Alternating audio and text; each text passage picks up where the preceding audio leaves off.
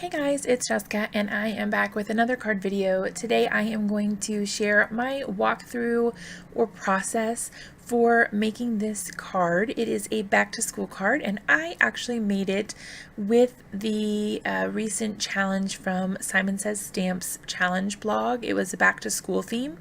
So I was following along with their theme, and that's kind of where I got the inspiration to make the card. I don't really do a whole lot of back to school or school related cards in general, but I wanted to play along with the theme, so I went for it. I had this stamp set on hand from Simon Says Stamp, so that worked out perfect. It is called Hey Teacher, and I really love that sentiment, teacher's gonna teach, with the cute little apple on it. I have never gotten to use this before, so it was awesome to be able to pull it out of my stash and get it a little inky and dirty for the first time. So what I did is I went ahead and grabbed the stamp in an acrylic block, and I am using some VersaFine Onyx black ink to stamp my sentiments because I really like how crisp and clear the sentiments are when you use this type of ink. Now I didn't try very hard to get really even coverage on my stamps. I would have normally put it in my MISTI, but I decided not to because I was going through this kind of like grunge sort of look with this Tim Holtz stencil. I had the idea to use this, and so I decided not to be super precise with my stamping so that it kind of had the same feel as the imperfect lines of the rays. Okay, so I grabbed my stencil. I used some washi tape to tape down the stencil to my media mat from Brutus Monroe and also to the card. I'm going to be trimming some of that card off, so I don't really care that the stencil doesn't go all the way. That is okay.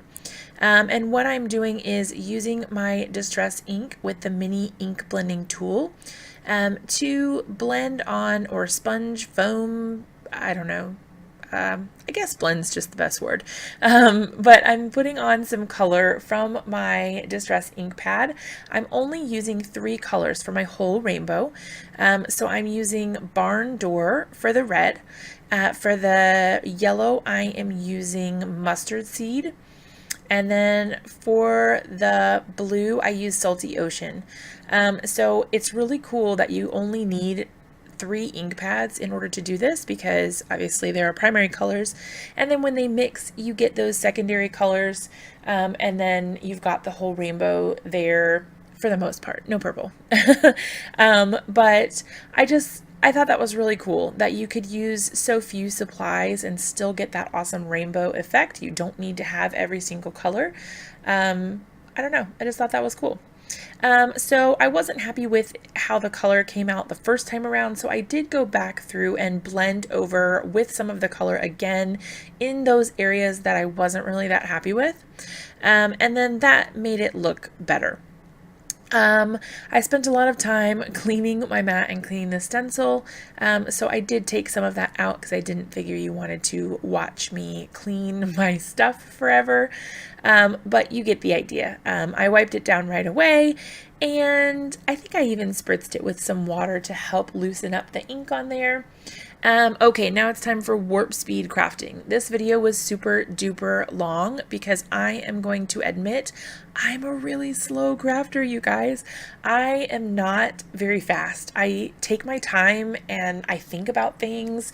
I've talked about this in previous videos that I don't plan out my cards in advance. So what you guys are seeing is a totally organic experience as far as card making goes, because I have not sketched anything out. I haven't thought about it in advance, which sometimes is great and sometimes is awful, because you get this like horrible footage sometimes of me tapping my fingers. Oop, there it is. And I'm like, what am I gonna do next? What do I want to do? And I just really have no clue what I'm gonna do. So it's a blessing and a curse. I like it because, you know, it lets me just be creative and have things just happen as they happen, instead of having like a grand plan. I feel like whenever I have a big plan like that, it never goes my way anyway. So it just works better for me to kind of plan as I go and see what happens. I thought this was super cool that that hole in the MISTI is the perfect size for this little piece of paper to fit through. So I didn't have to move the stamp at all, which was awesome. I was able to just slide the paper up each time and then keep stamping, and then I reapplied my VersaMark ink every other stamp. Nothing like super planned out, just kind of when I thought it needed a little bit more juice. Then I'm taking some white embossing powder and a little tasting spoon. I think it's usually meant for ice cream or something like that, but I use them for my embossing powder. I am using a tiny little paintbrush to brush off some of the excess powder. A little later in the video, you will see me totally butcher that, and I keep wiping off the embossing powder of like the actual part that I wanted to keep. I was so frustrated. It was getting late.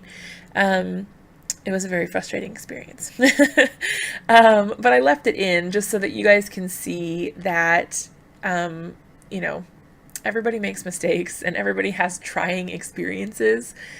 So don't feel like you're alone if you have those experiences also. I am right there with you, at the very least. If no one else is, I am. Okay, so I thought the little A pluses were super duper cute. I got embossing powder everywhere. I was super messy that time.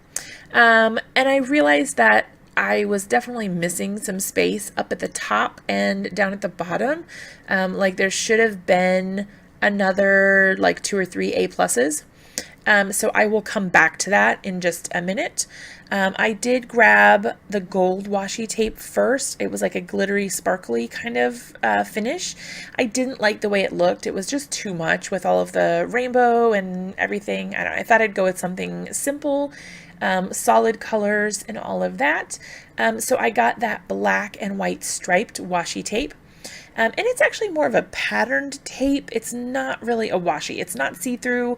I think I actually got it at the Dollar Tree. They had, I don't know, a while back, they had a ton of different patterned tapes. And I will admit they don't stick that great. So if you're going to use it for like actually sticking something to something else, probably pick a different tape. But just for something like this, it works pretty nicely. And I think the patterns are really super cute too. Okay, so here I'm going back to my little A pluses, and you'll get to see me completely butcher the process of using that itty bitty little paintbrush.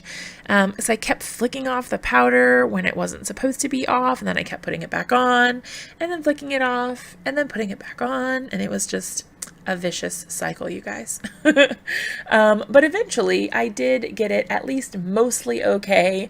I probably say this in like every video, but I'm a perfectionist and it kills me when stuff is not exactly right.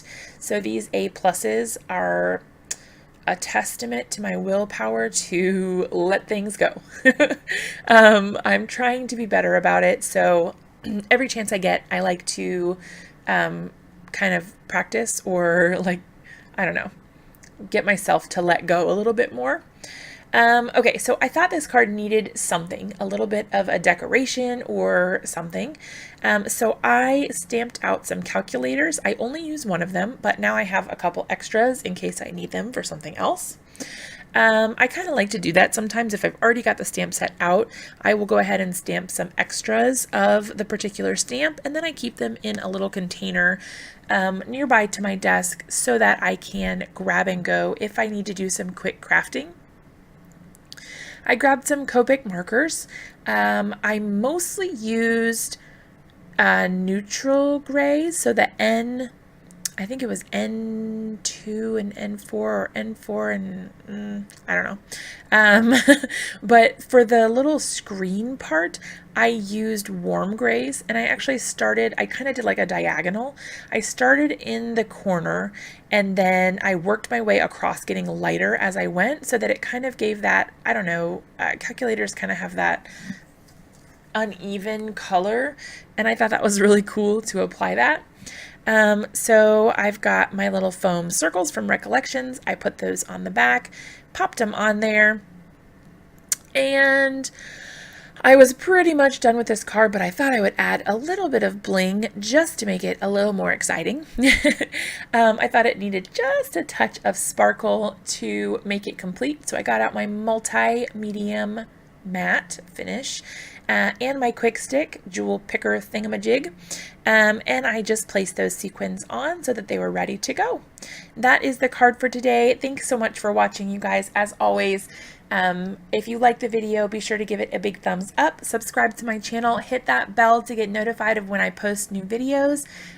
Thank you guys so much for sticking with me, and I will see you in the next video.